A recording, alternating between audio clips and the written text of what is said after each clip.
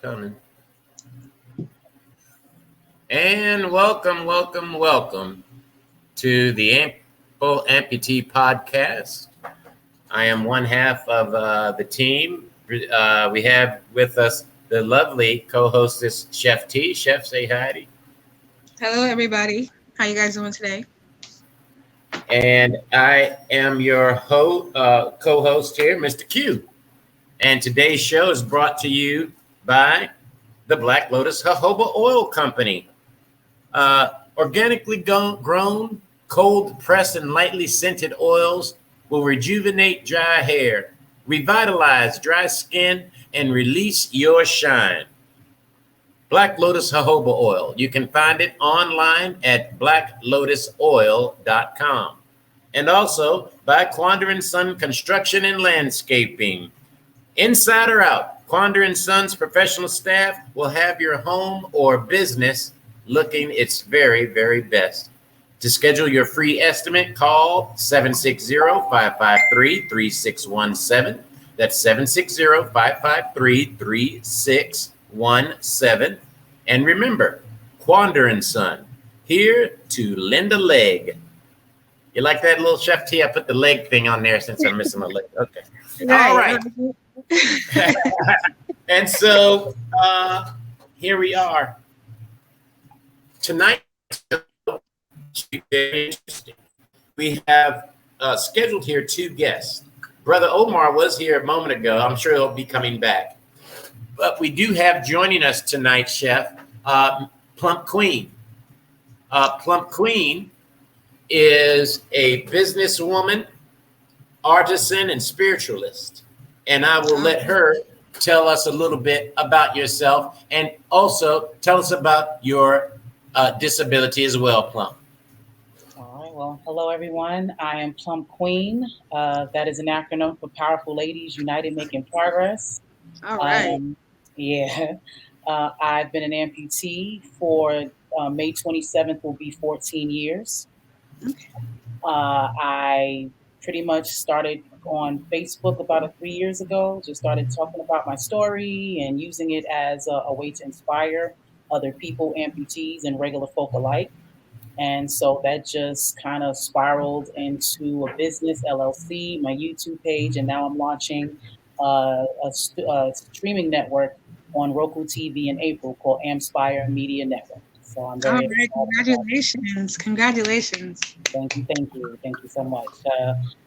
I'm just a regular person who is just using all of the things that the universe and God, whatever it is you want to call it, has given me, and to fulfill my purpose. That is really what I am. I'm just like everyone else. Everyone is just like me. Everyone has their thing. So I'm just here to show you that that's true.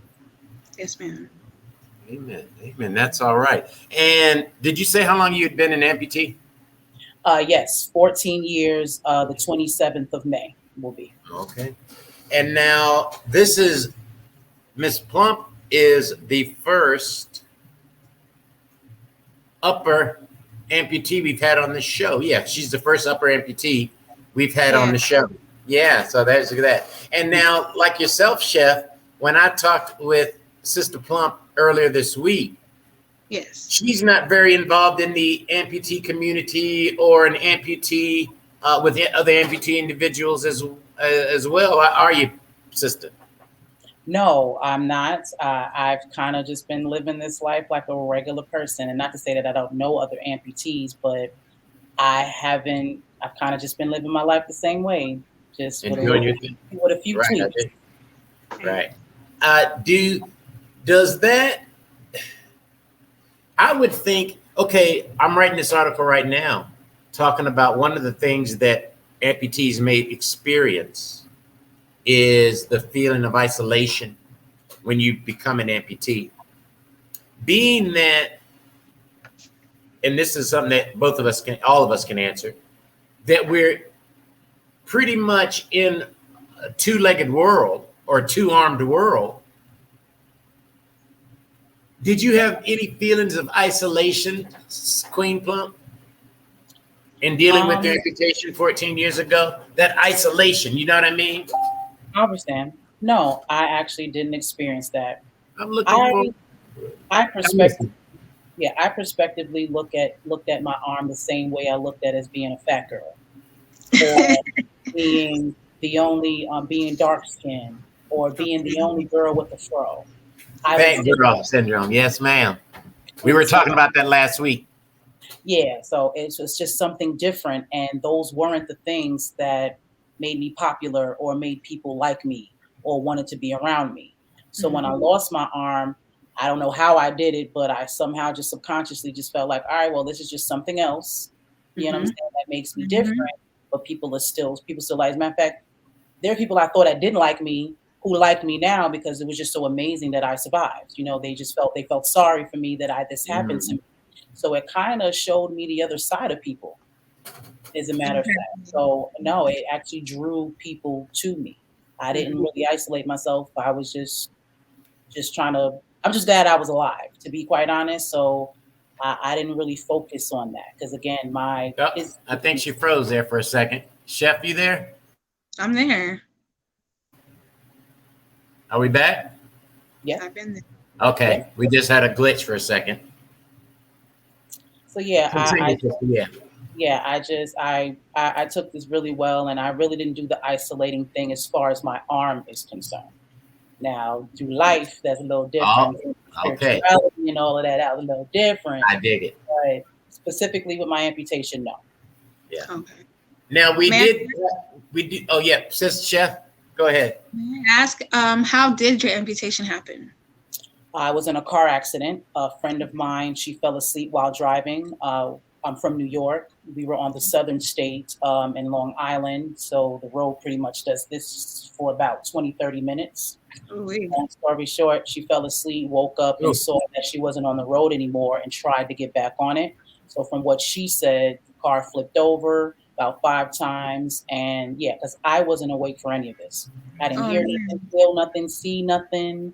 I woke up in the hospital like this, and the nurse had to tell me that my arm was gone. Do you think Huh? Go ahead, Chef. Do you think that was a blessing that you weren't awake for that while that was happening to you? Do you think it would have made a difference if you were awake?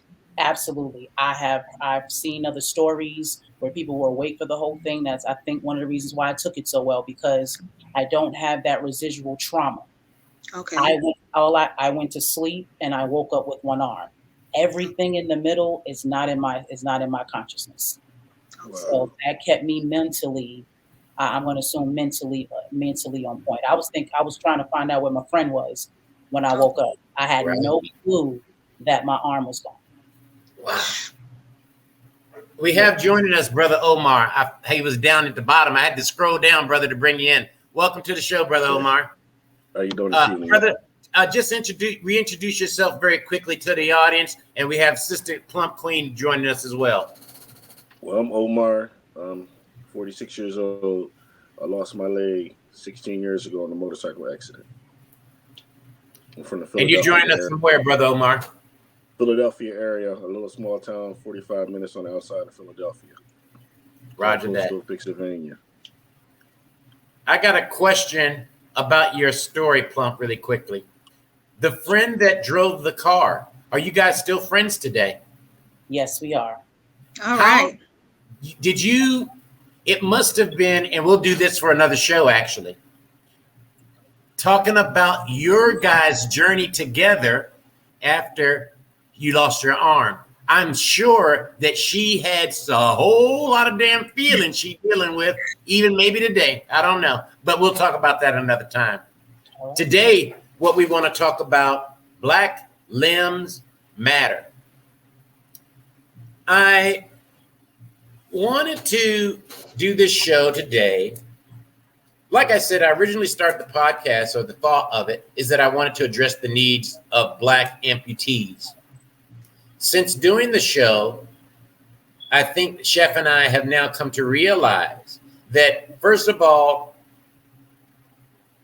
our show, although will always be based in Blackness, because I'm Black, I don't know how to do no other way, is attracting a lot of different people. They like the symbol But I got a comment today. They love the logo. They love that damn logo, Chef. And so people are attracted to it. And so that's cool. I am letting folks know, hey, man, I got my certain philosophies and ideals. So this is an open forum show. And don't be too surprised what you hear. We're people living our lives, keeping it real, and trying to figure this shit out. So don't come here looking for no answers. Just come here with a seeking spirit, and you'll find what you need. That's what I think. So I say all that to say I wanted to do this show. It's Black History Month, which I think I might be opposed to. Me too. Okay, I don't know. I'm gonna let that stir. I just said that. I don't know why to say it. I just said it. Okay, Black History Month. And that's supposed to be a time when everyone in our nation has an eye turned towards the achievements, quote unquote, of so-called Black African Americans. Okay. I got a lot of quotes and all that shit I just said, but I am going to keep on rolling. And so accordingly, I thought, okay, let us participate in that. And it's always a good opportunity to open up some dialogue.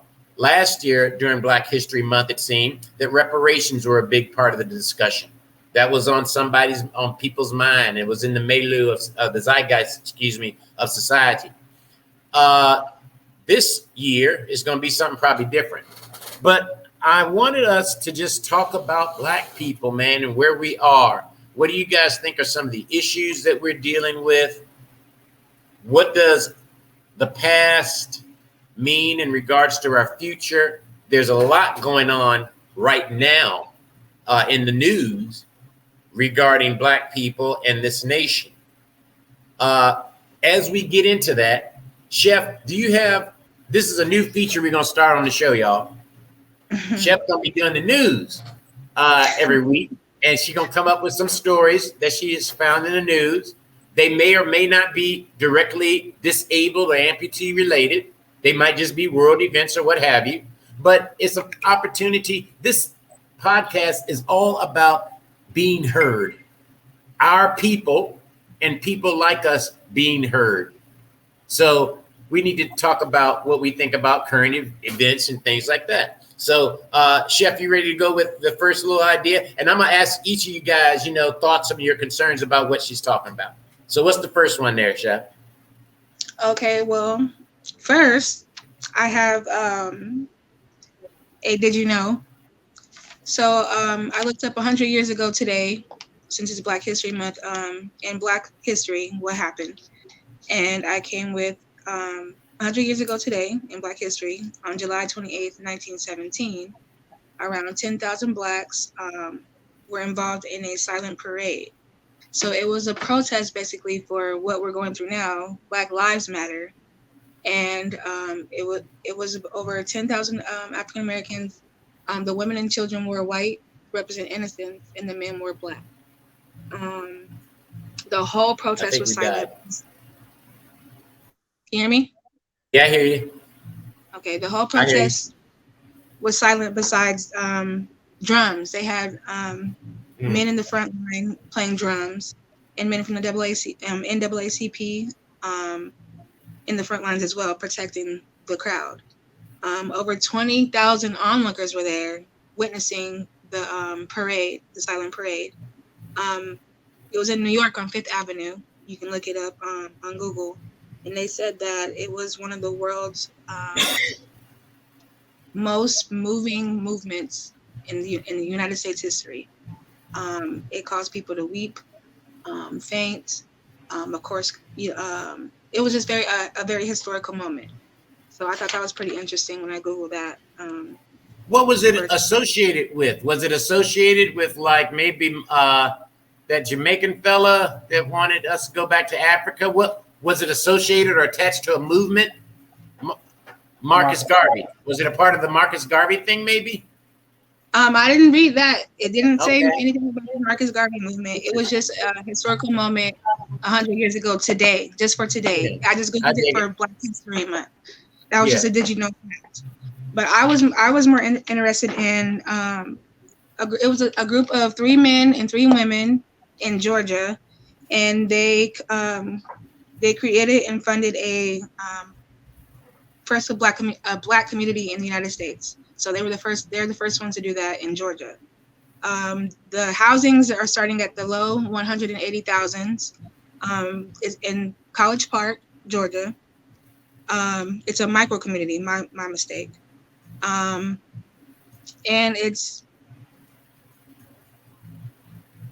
I'm sorry. It's called the Movement Mortgage. It's the nation's 6th largest retail mortgage lender, preferred lender for South Park cottages, and it's the first Black-owned developed micro community in the United States. Wow. Now, right, and it was only 6 people, 3 women and 3 Black men, who did this together. You can look it up. It's been circulating all over Black social Yes. media. Yes. Yeah.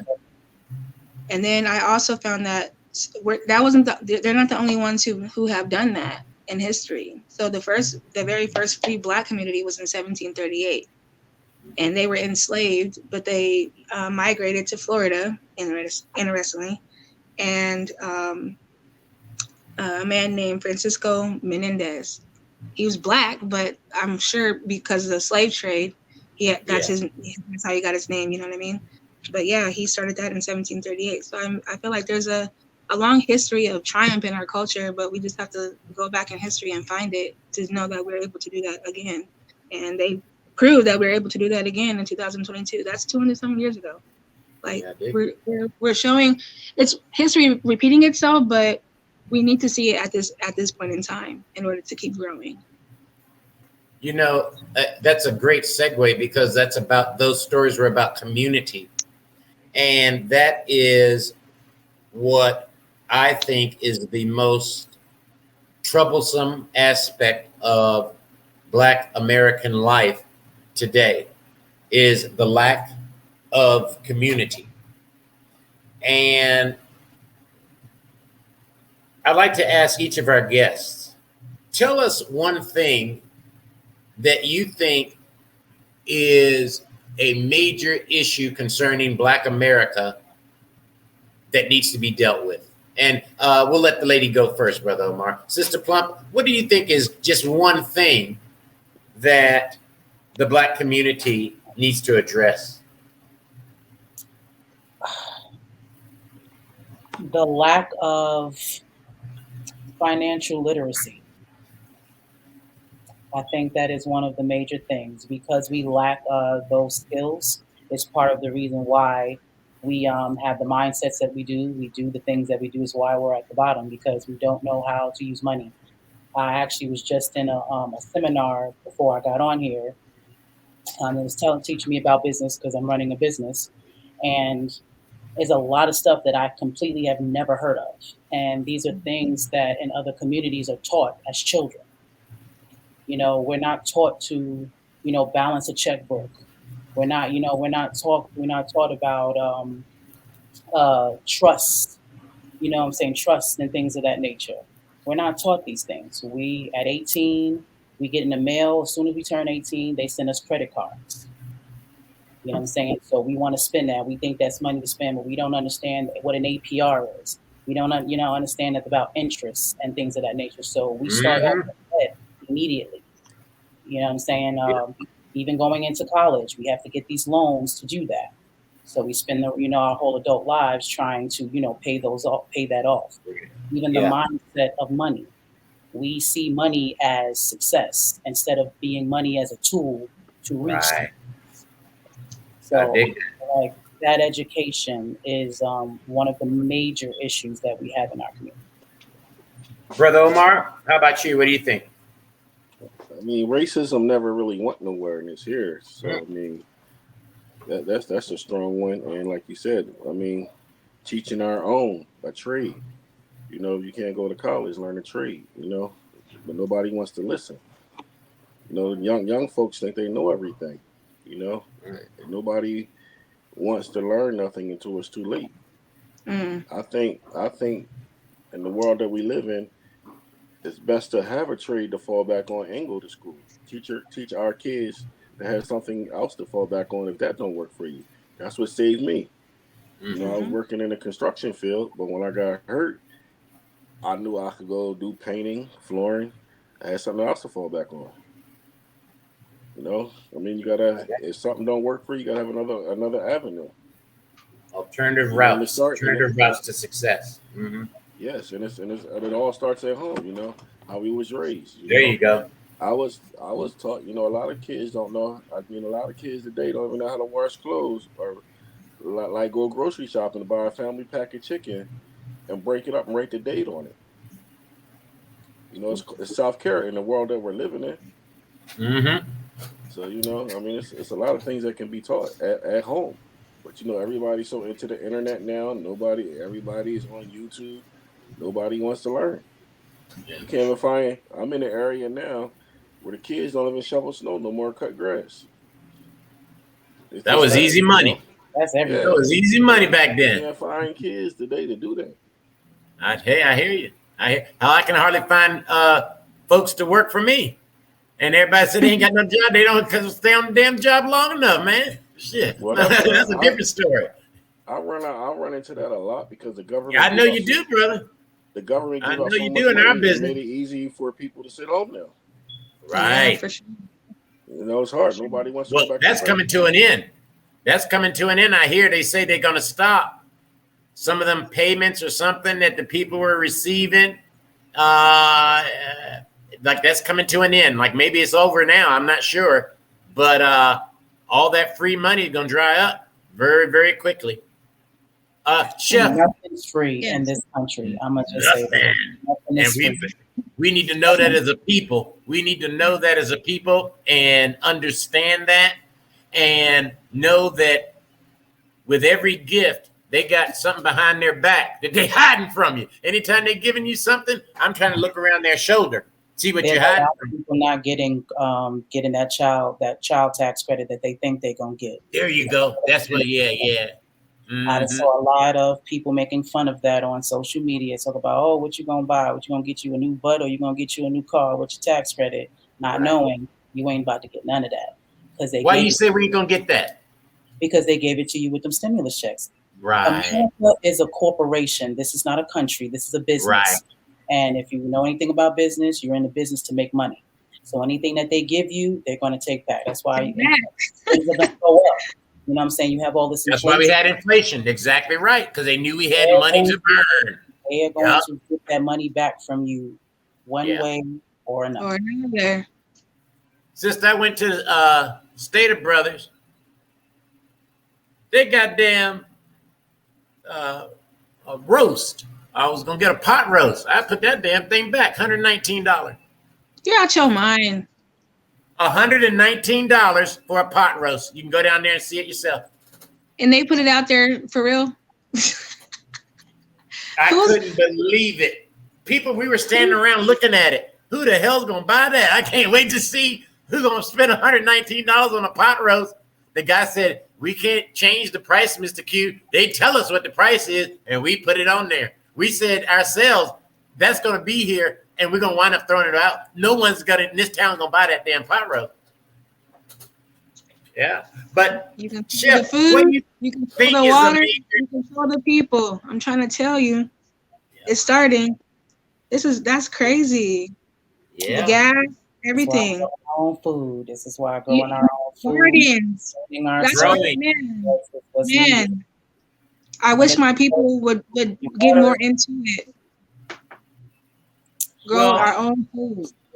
Like I was saying, I think that community. See, when I was thinking about what's wrong with not what's wrong. When I think of the condition that our people are in, I was saying, for me, it always comes back to community. See, because community, the definition of it comprises a couple of different things. You've got to have people, of course, but it's also about, I wrote it down, those people got to have resources to build. Now, every other ethnic group in this country has an industry that their people kind of run. Okay. Mm-hmm. Asian people got hair industry. Indian people have the hotel industry, not the major chains, but all the little hotels around this country. Those are Indian people. There's a reason behind that. And I had to talk to a Hindu fella to find out, man, how all y'all damn Hindus get all these damn hotels? He said, the government give them to you. Mm-hmm. When we got here. Yep. I said, what? He said, yeah, man. When we got here, they basically said, here's a place where you and your family going to stay and you're going to run it. He said, after about 2-3 years, we own the place. He says it's been in our family ever since. That's been since the early 80s, he said. Yep. I said, he said, yeah, we had to wound up paying off, a very minimal amount. But he basically said the government gave them most of the money and put them into space. He said, we'd never even heard of Los Angeles, LAX area. We never heard of this place. They just put us there and we made a business. And now my cousin got one 3 blocks away. And then my other cousin got one in Santa Monica. I was like, damn. He said, everybody in the family works at the hotel. Wow. Everybody there works. So the lady that was changing our sheets, that's one of their net relatives. The guy that was sweeping the parking lot when we pulled in, that's one of their relatives. I think it was their father, actually. I think it was the oldest one. Yeah. That's Uncle Samson. And they don't pay no rent. Nope. So when his family get here to the country, he say, they always keep 2 rooms that are never for rent. I said, why you do that? He said, that's for family. My family come over here from Mumbai. He said, they're going to stay here with me for 2 years. He says, we've been doing this, for years. So they'll stay here for 2 years. I say, why 2 years? He said, 2 years to take you before all your stuff is processed through the government, before you find out exactly how much money they're going to give you. He got a name for it. What happens when you run from a country because you think they might kill you? Treason. A refugee. No. They claim refugee status, and that's how they get that payout. He broke the whole thing down to me, sister. That he said, yeah, man, when I got here, they gave us about $350,000 to work with to settle down in America. They gave us over, a period of about 1.5 years, 2 years. It wound up about $350,000. And that was in the 80s. That was in the 80s. So just keep that in mind. Who knows what they get these days? Oh, it's the same. The Indians, they all do it. They have, I think it's like a 7-year thing. They have, they get these loans. He said something about 7 years. And that's why they bring each other over. They do their 7-year bid, then they go and then they put the business in the new person's name. So then that's right. Yeah, he told me that too. Yes, ma'am. And then they just keep circling that over and over and over again. That's what they do. And that's the discord. See, they allow foreigners, they give the foreigners all this stuff. So they give them a perspective of what America looks like compared to what we have to deal with. And this is how they discord. It's like a lot of Africans have it. I grew up around a lot of Nigerians. And a lot of the parents really didn't like Black people. They have this idea that we're just lazy and we're, we have all these opportunities that we're not taking advantage of, not understanding that those opportunities are not cut off from us, right? They're giving it to y'all, making y'all think that this is the American dream to bring y'all on over here to start these businesses to make this money. But now tell me something, sister. Here's where we get deep into it. Why do you think, in your experience, does the government do that specifically with Africans? Because they need us to stay separate. There you go. Because Africa is where all the wealth comes from. That's where everything comes from.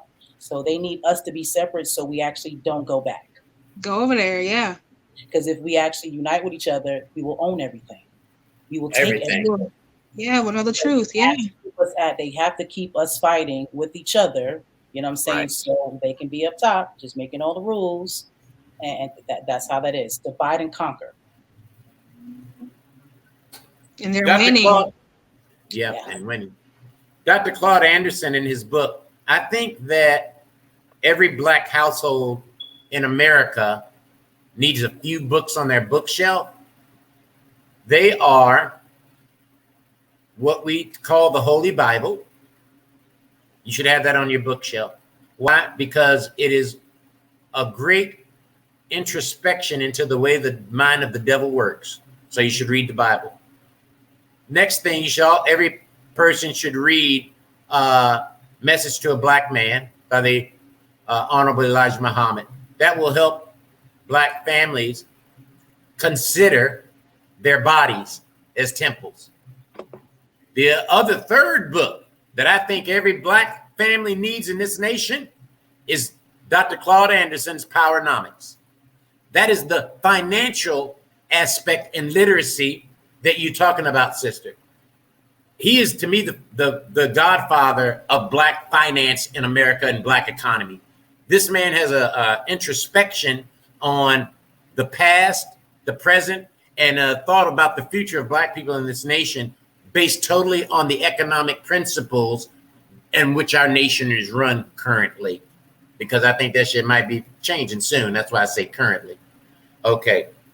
Dr. Claude Anderson says Powernomics is the ability for Blacks to pool resources and to have the power to produce, distribute, and consume those resources in a way that creates goods and wealth.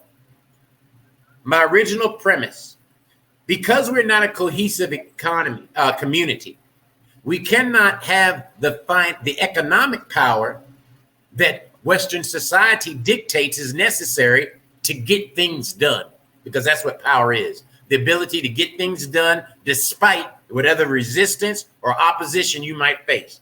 True power sees beyond those things and still accomplishes their goal. Powernomics is for Black people. We need to define some industries for ourselves and basically run them. And unfortunately, I don't know how that can be really done legally. Because when you get down to it, it looks like there's always going to have to go through the government to get permission to make money in this damn country.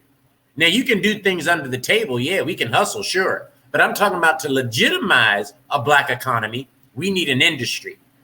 I believe the greatest potential for those industries for Black people lie in the emerging tech industry and in agriculture.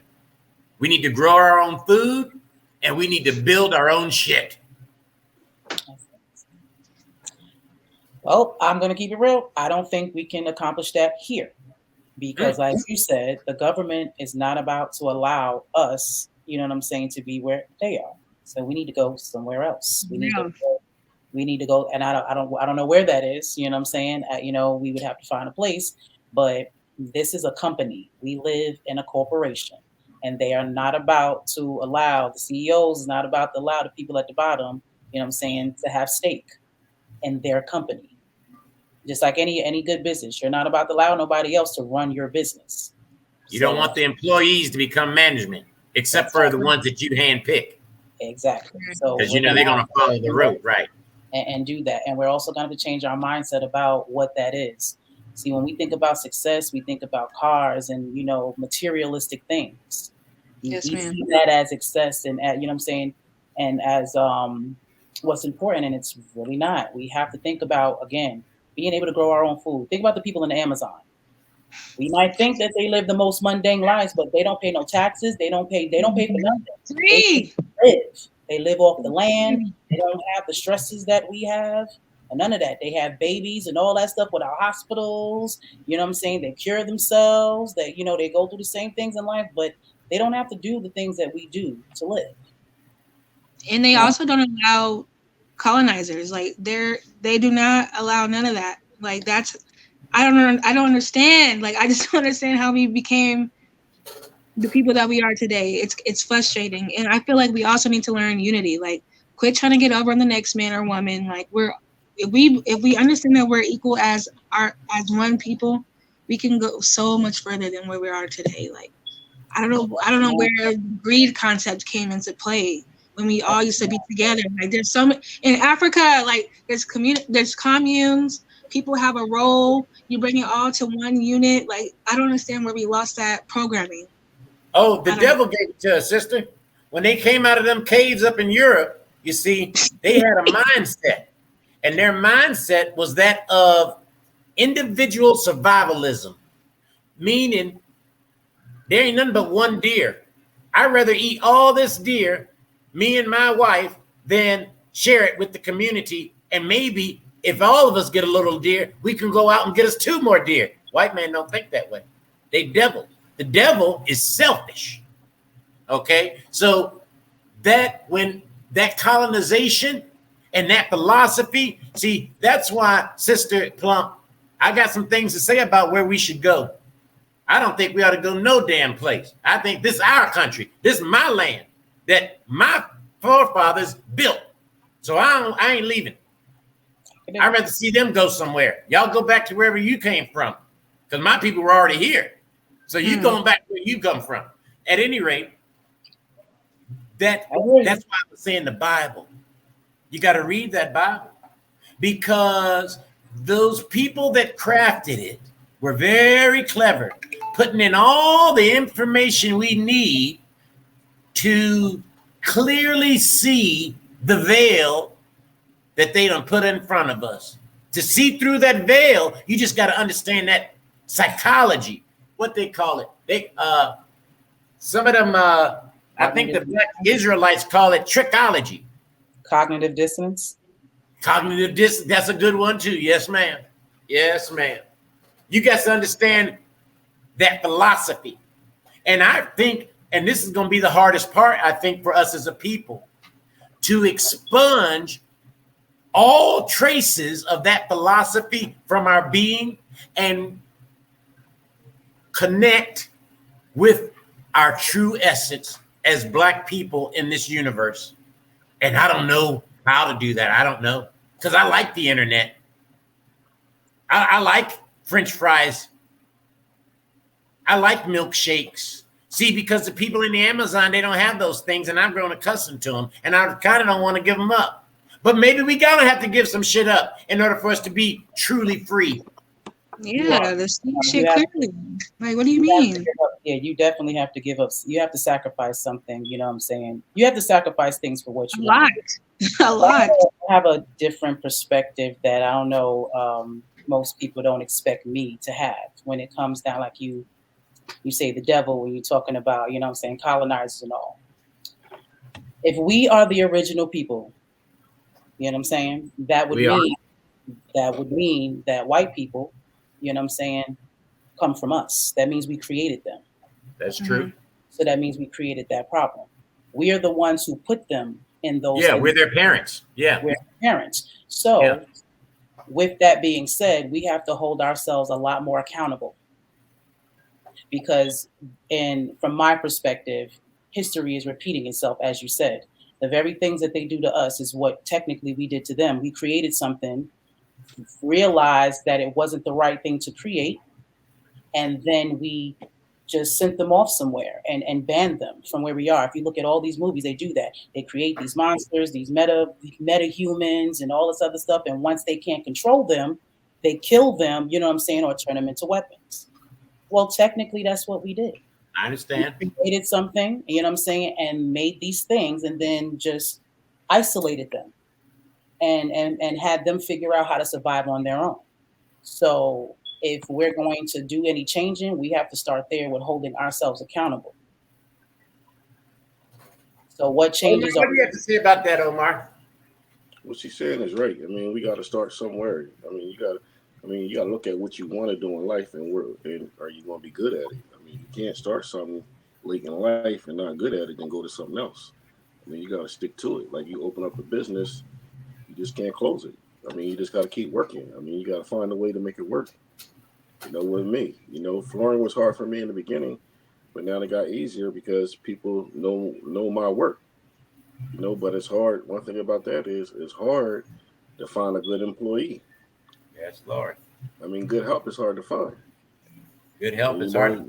You know, one of the things that I understand I love what you were saying about how people that cannot be clearly identified as descendants of the original man, okay, what we call black people. So what black people that aren't black, how they are the children of the original man, okay? And that as parents, we have to take a certain responsibility for their foolish ways and for the stuff that they do. Okay, I got a question. I was sorry to cut you off, but once again, it starts at the home. The average family don't sit down and eat together. Everybody's on their phone. Everybody just walking in and doing what they want. Nobody, if you look at the household now, nobody comes in the house and sit down as a family and pray together and eat together.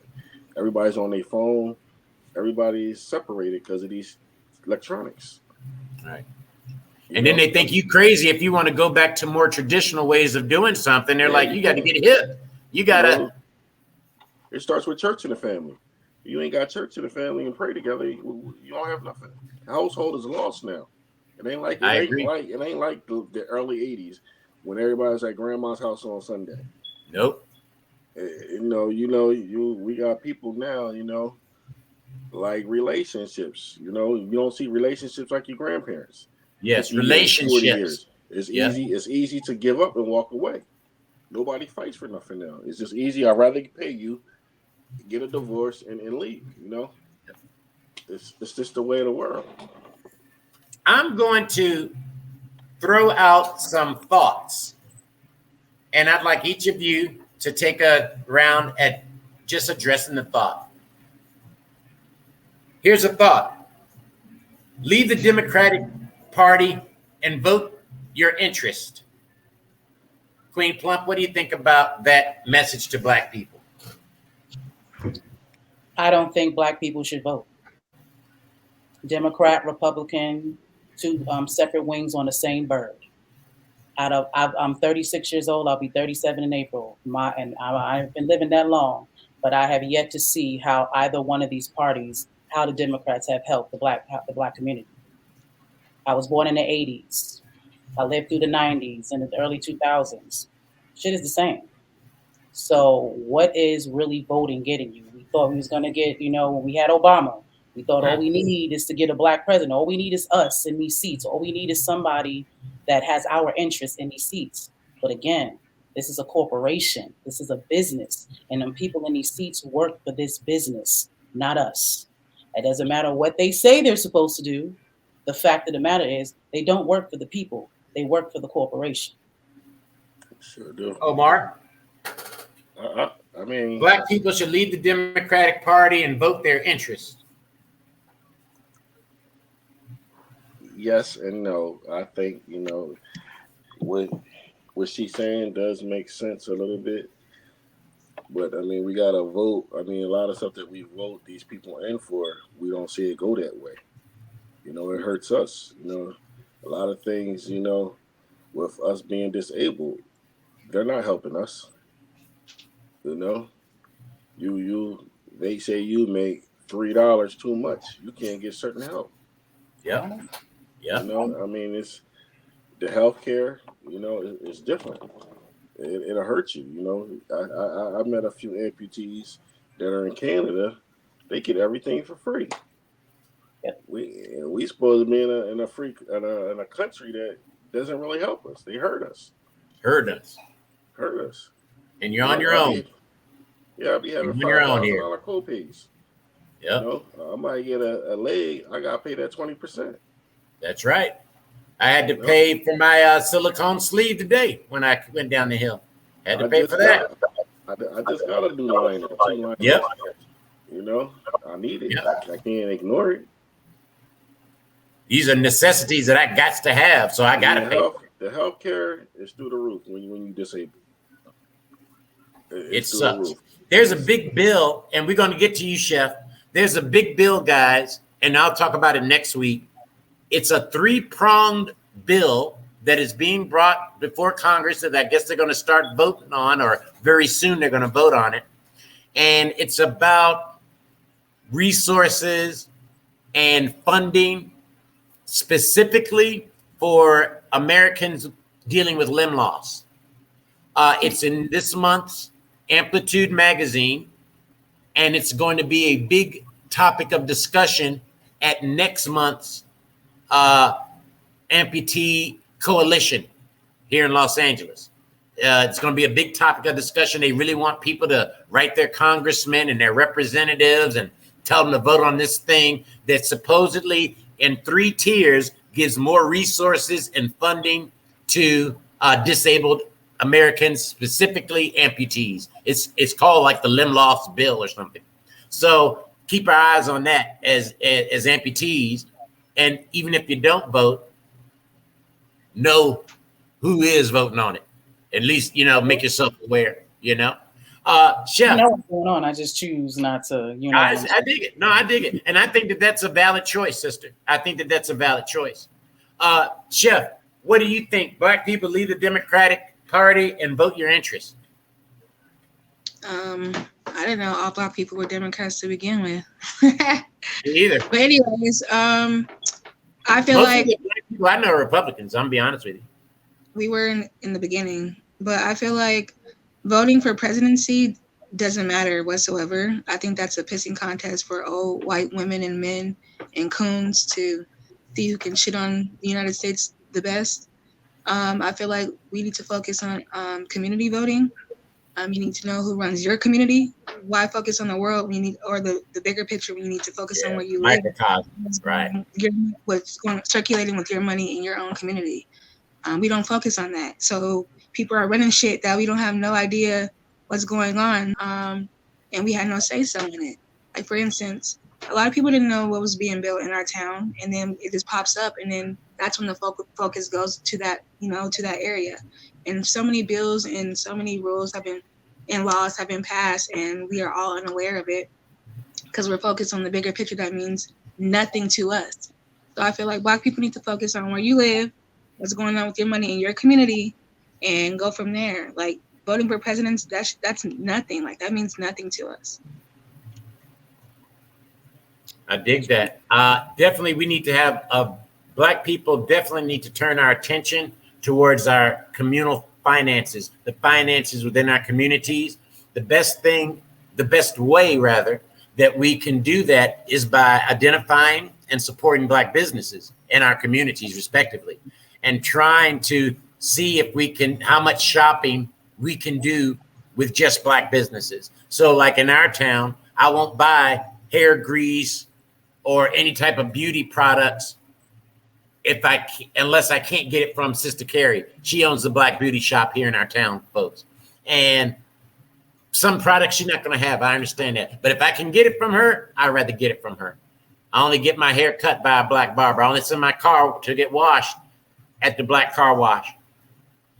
Any dry cleaning I get, I send it to the Black dry cleaner. Even though he don't even want to say he Black, I still give it to him. I know what you are. Yeah, sister. I'll tell you that off camera, sister. I'll tell you that later, Chef. Anyway,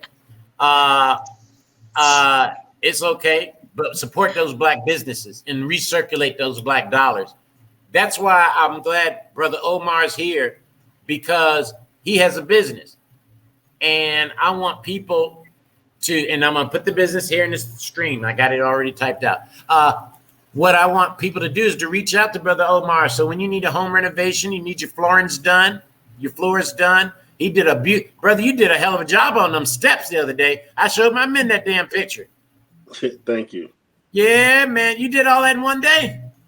No, still, actually, it's a process. I thought so. Okay. 32 steps, but right. Yeah. Oh, that's about 4 days. Yes, sir. Yes. Okay, I showed my men that damn picture. I said, man, we got to get them steps looking like this. Man, them steps are looking good, brother. At any rate, and doing our own businesses. College, okay, let me start the next thought. I said it last week. Polygyny will save the Black family in America. Polygyny. That is either polygamy or polyamory will save the Black family. Polygyny or polygamy. Those are the two components. I'm going to go to Brother Omar first because it looks like Sister Queen has a lot to say on this subject. Brother Omar, what do you think about that statement? Polyamory will save the future of the Black family. My question to you is, how do you think that, Dylan? Does that mean let me get your insight on it? How do you think? Yes, sir.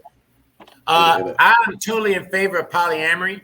I believe that men should have more than one wife, as long as you can support them. I believe that at this state, it is one of the quickest routes to creating family legacy wealth, because why? You hopefully will have 3 incomes or 3 adults or more contributing to the income of the household. And to me, it's all about the children, the relationships and dynamics that they see the adults engaging in. So as long as they can be healthy, productive relationships that are caring, I won't say the word loving, but that are caring of one another and show mutual respect, I believe that can work. Yeah, I don't think I could deal with that one. I hear you. Why can't you do that as a family unit? Like, why do you have to be the man with all them wives? Like, why can't you? I think that women can be mama, cousin, brother, sister, auntie in one unit, like the Mexicans do, and get this shit, get this bread, and let's get it popping. Like, why you gotta be engaged in a relationship with these people in order to make it work economically? Do that shit as a family, like we're supposed to do. It ain't gotta be about being with men and women together as a unit. No, do that shit with your family. With your family. Like, I don't understand. I think that we as Black people, we got to stop telling our children to leave the house at 18. I don't think we have to do that no more. I think our children are to stay in the house till they're about 25, if you ask me. I agree. If you ask me, to about 25, yeah, then I think you about ready to get out on your own. And because I ain't know shit before I was 30. So no, seriously, you learn every day. Like, I was out of the house young. I had a smart mouth, so I understand where my mom went. You know, when she get out of my house. You know, but at the same time, if you're not mentally ready, I don't think a parent should make you leave. Like, I agree. Yes, you should teach me. Like, I was taught at a young age how to pay a bill. I was taught at a young age like how to maintain my hygiene. Like, my mom, I don't know, my mom was there for me, just put it that way. Like, my mom taught me what a mom's supposed to teach a child, but at the same time, not all Black families are like that. Not all Black moms are like that. Not all children are capable or have the opportunity to live like that. But until you teach your children those aspects of life, they should not be out of the house. Like, I don't understand why you would send a young man or a young woman outside of the house and they don't even know how to wipe their ass correctly. That doesn't make any sense. You expect them to live and survive, and then don't come back to my house. Like, what the hell? Yeah. I'm gonna come back, bitch. I can't survive 3 days out in the streets. You didn't teach me shit. Right. And then you wonder why we grow up the way we grow up. Like, back to Omar. It starts in the house. Like, and I hate to be on. I'm 31. I feel like I'm grown, but I still respect my elders. But at the same time, y'all need to come on now.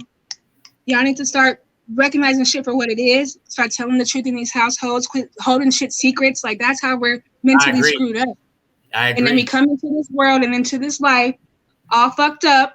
Yep. And then can't hold regular relationships or conversations with people.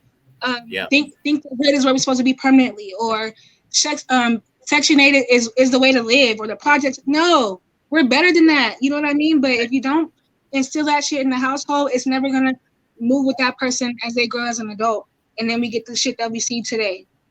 When I taught high school, it would always break my heart. There were literally students in my class, when you ask them, you know, what are you going to do? Because I taught 10th and 12th graders. What are you going to do after school, you know, after you graduate? Have a baby, get EDD? That was their goal. Collect my SSI, because I taught special ed kids. So they said, that's my plan. Mr. Q, I'll probably have a baby in a couple of years. If not this year, when I'm graduating, I'm going to have a baby. I'm going to do just like my mom did. I get SSI already. When I turn 18, my mom ain't going to get it no more. It's going to come to me then. So that's $900 already. I know I got off the top. I'm going to get EDD. I'm going to have a baby, and that's going to be my life. And I swear to Jesus, I ran into one of my girls last night at the 7-Eleven, and that is her life.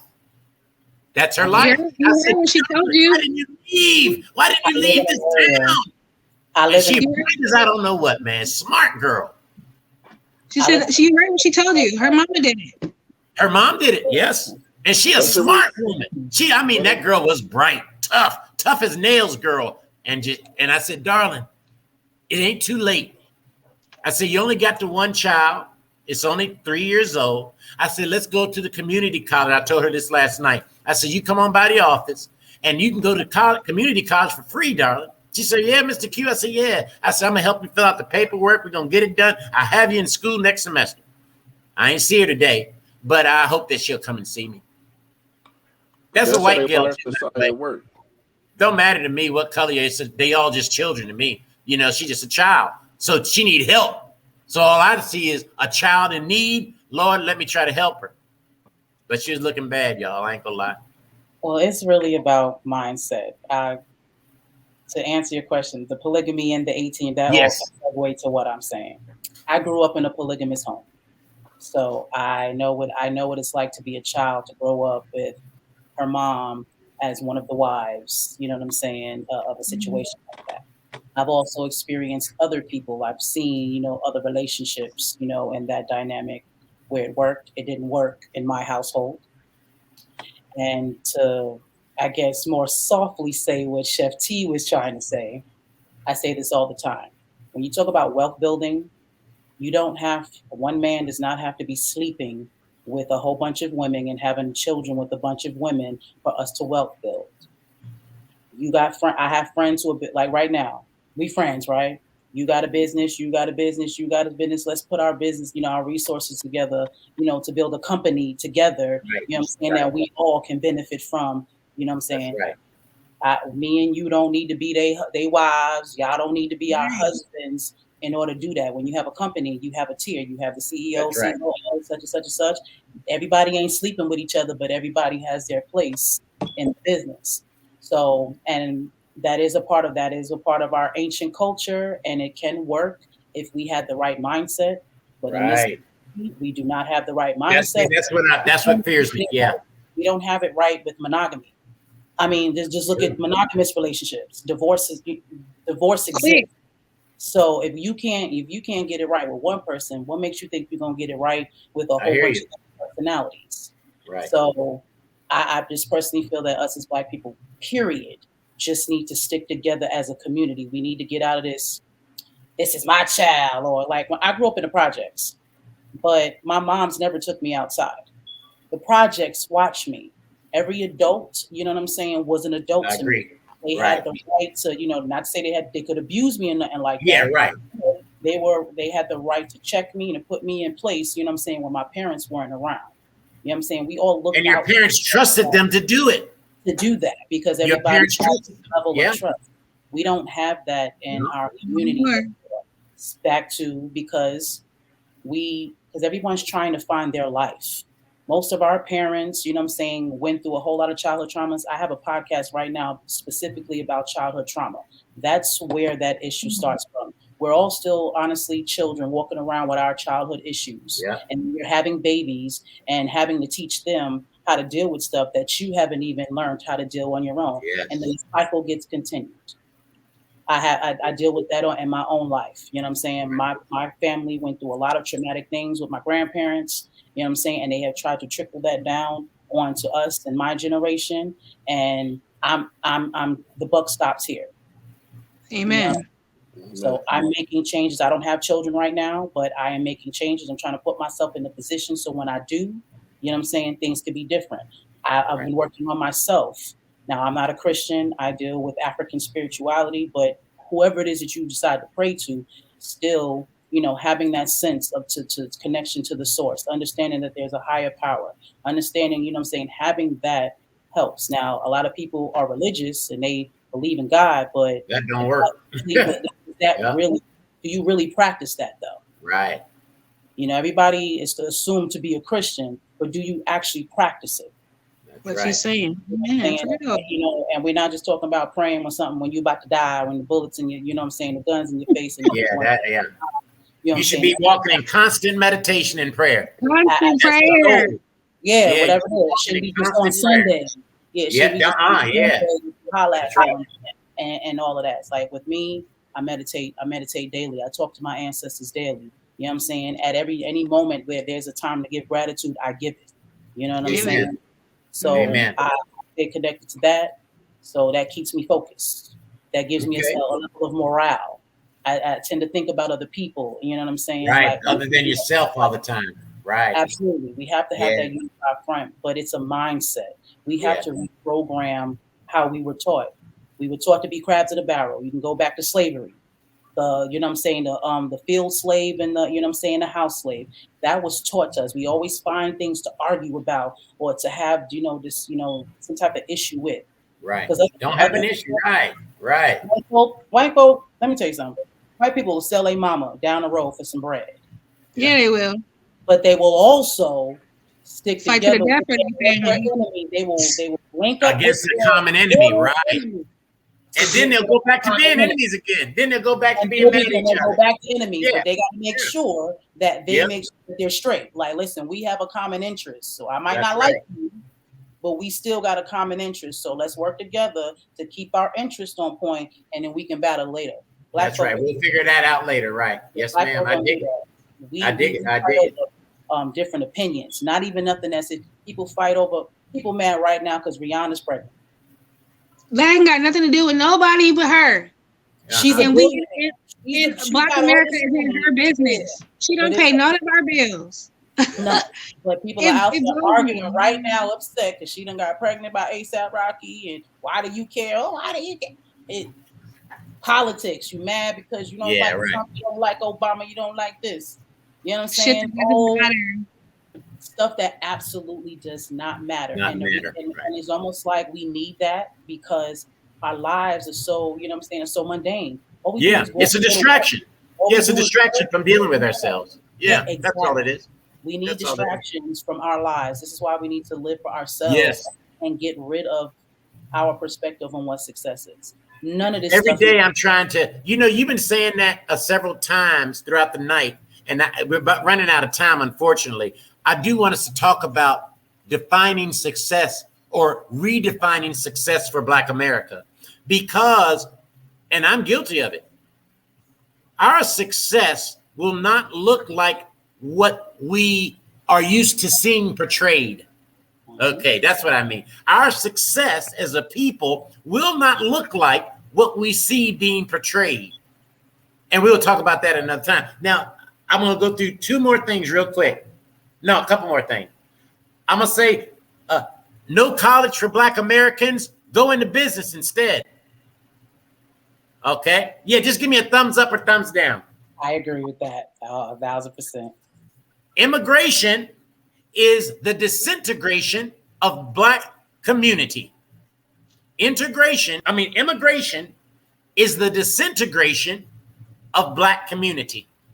Meaning, I see where you go. I see there's a political agenda for them having all these immigrants coming in. The more immigrants come in, the less power Black Americans have. That's what I see.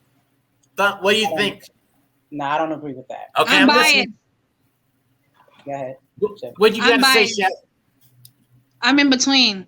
Because if you look at it, they could be assets if we get to them. If we don't let the people penetrate their minds, if we can do it first, we can use them as assets. We don't always have to look at people as enemy. When they get here, you know where they put them usually in a Black neighborhood, right? In our neighborhood. Who takes care of them? Who takes care of them people? Who takes care of them Black people? That's the government sets that up. So again, for us, we need to start doing if we would support the Black businesses in our communities. It doesn't matter if they're there or not. We spend our money there. It's about where we spend our money. So if we decide not to spend our money in those places, I agree. Open up business. I agree. No Black person should go to a Chinese restaurant unless it's Black owned. Don't go to them Chinese restaurants in your hoods unless they're Black owned. That's a fact. Don't go to them. Brother Omar, what do you think about that immigration issue? Well, we need them, then we don't, because if we open up a corner store, we don't support each other. They buy the gas stations, everybody run to them. We need self-support in our neighborhood. I live in a small town. You know, it's one on every corner. They get supported. A black person open up, they don't support it. We'll support it. Not even black people will support it. Yeah. We don't support each other. We don't Each other. value each other. We don't see the value in each other. We see the value in other people. If they support a store like they support a mixed CD, we'd be rich. We'd be rich. Hey, Sister Chef. Wealthy. You know how I've been telling you, I've been giving out. Hey, y'all. I got my little oils, right? So I've been doing promos for my oils, and in my community. So I put out a post in my community saying, "Hey, I'm looking for models to do the oil, and I'm gonna give you the oil for free. All I want you to do is tell me about your experience." I said, I particularly want black women, 21 to whatever, because it don't matter how old. Do you know only one black person responded? I got 13 white ladies that sent me, Mr. Q, send me some of your oil. I bet you did. They probably try to get tan. No, I'm just playing. Let me stop. I got an inappropriate thought process about that, so I'm gonna just keep that in my head. I'm like, what the hell? I bet they did. Maybe they Mr. Q. Hey, no, wait, not even being funny. I'm going. Oh, I think I know where you're going with that. Of course they did. Oh, Chef. What you saying, Chef? I said, I'm not even gonna be funny or throwing shade, but they probably thought she was like an old, you know what I mean, like an old sugar daddy trying to get some sugar. Trying not to say, but that's what I told him. Go pick it up at Sister Carrie's. You can see me. I said, going up to Sister Carrie's and get it. You need a woman to do some shit like that for you. I think so. Yeah, I think so. I think so. It's just an image thing. It's just an image thing. The business website on there and everything, so people could know that it's legit. But I understand, right? I'm gonna take you up on that. Okay, here you go, Mr. Q. Here you go. Here you go. For too long. No, wait. How did I say it? Okay, the black elite, the current black elite, for the most part, need to be eliminated. We need to choose. Leaders need to be chosen out of our own community. So what I'm saying is that, in my opinion, the wrong people are choosing the so-called black leaders of America. Because I ain't choosing none of them. At all. My leader is Honorable Louis Minister Farrakhan. So unless he's talking, I care what them black folks up there saying. I'm be honest with you. Because to me, it's a bunch of blah, blah, blah, blah, blah. Now, there are a few men that I like to listen to. Dr. Cornel West, but again, he's a little too liberal for me. But he is a smart motherfucker. He is a smart brother there, man. So I'm going to listen to what he got to say. He married to a white lady, I think, unfortunately. Oh, what do y'all think? So how can he help us? Tell me. Man. Well, okay, you know my perspective on interracial marriages. I'm not. No. How can you help me? Marriage. I'm not for it. I don't think that that's the right thing. But I cannot deny his intellect. You know what I'm saying? I can't deny his intellect. Mr. Q, that man will always be biased because his wife is white. I agree. That's what I think too. Be biased. I can't trust you, player. Fuck out of here, man. I hear you. I'm sick of it. I'm sick of it. I can love everybody, but you're not on my team, player. You will always be biased against me and mine. Get out of here. What do you think about that, Omar? What you think about that? How are you putting Omar in the middle? I can't say you. I want to see what you think. Some things I'm just not going to touch in life. I just want to know how you think you're going to get 3 black women to live in one house with their children. It ain't happening. You still on that? Yes, sir. I'll say he's shook. He's like, wait, he went there. People can love who they want to love. That's your business. I'm not one of those black women who feel like, oh, we lost one. No, we didn't. If that's what you gravitate to, then I wouldn't want you to. Right. You know what I'm saying? I want to live. I understand where Chef T is coming. When you're talking about your leaders and politics and, listening to them, yes, you would have to take that into consideration because, like you said, his wife is personal. So I don't know anyone who's going to just go all right, extra Harriet Tubman when you're sleeping. That you know what I'm saying. You're not gonna call the white man a devil and your wife. You know what I'm saying? Yeah, right. Right. That's what I agree. I ain't arguing. So that wouldn't be a person that I would, not to say that you shouldn't listen to them. If they know something about finances, who they sleeping with ain't got nothing to do with that. If they got information that you need, you should take it in. Use that. But I wouldn't use them as my leader. And Black people, I agree. Money. We think money equates to leadership. So this is why Beyonce and Jay-Z and them are the people who we think are our leaders. This is why people get canceled, because we expect them to have our same thought processes when they're just entertainers.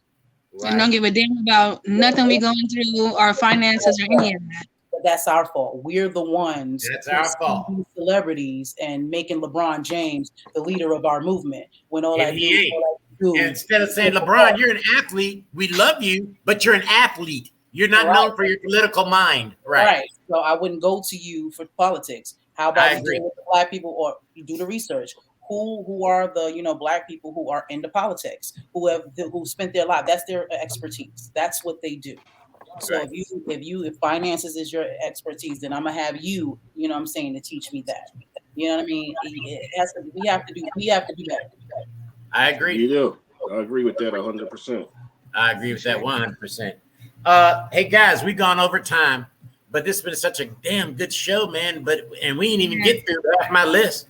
I ain't even get through half the list, so we got to do it again. Yeah. On your page, Mr. Q. You say what there, brother? Is Plum Queen on your Facebook page? She's on my, but it's not under. It's under her company name. It's under another name. They kind of been censoring me for the past year or so I had to start a new page. Tell them what your new name is on it. AMPspire Media Houston. And I'm gonna put all that in the show notes after we finish recording. All this will be in the show notes. Okay.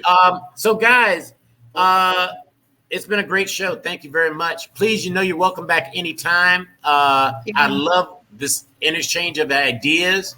We're going into. Okay, so later on this month, we got a couple of special things happening. We're going to have a dating game here online. Part 1 is supposed to be next week, and I'm still working on it. Okay. We're also going to do trivia next week. So we're going to have 30 minutes of Black trivia, and I want to have different people in the room, and you're going to be able to punch a button, and whoever gets the answer right, we're going to have a little prize for the grand winner. We're going to have just a little prize, but something. It's mainly more of a community thing. We just want people to get together, try to answer some questions, and have a little fun. That's all it is. And then later coming up next month, we have a wonderful show. We're going to be doing next month about relating. It's all of our shows is about relationship with yourself, with your mates, with your children, and with your community. Yeah, those are the points that we're going to cover. So that's next month's feature is going to be about relationships. Every show is going to be about relationship. It might be relationship to self in regards to sports activities, because we're going to have a couple of athletes on, but it's all about relationship. Okay. So that's what's going to go happening and what's coming down the pike for us. Again, I just want to thank our guests for being here. I had a great time. I think we all did. And all their information will be in our show notes. So again, thank you, guests. And we'll see everyone else next week. See you next Wednesday. All right. Goodbye, everyone. Good night, everyone. Nice meeting everybody. Nice meeting you all as well. And I'm going to connect with everybody after we get out of here. All right. All righty. Again, thanks a lot. That was a really great show, guys. We learned a whole lot. Starting next week, I'm going to wrap up every show with a 60-second sermon. That's what I called it. So starting next week, we're going to end every show with a 60-minute sermon by Mr. Q. All right. So we're going to see y'all next week. And if you'd like to be a part of our dating game next week, it's not too late to submit.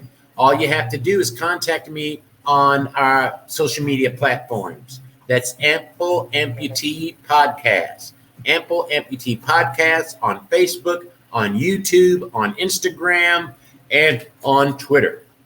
All right. Thank you very much. I'll see you next week.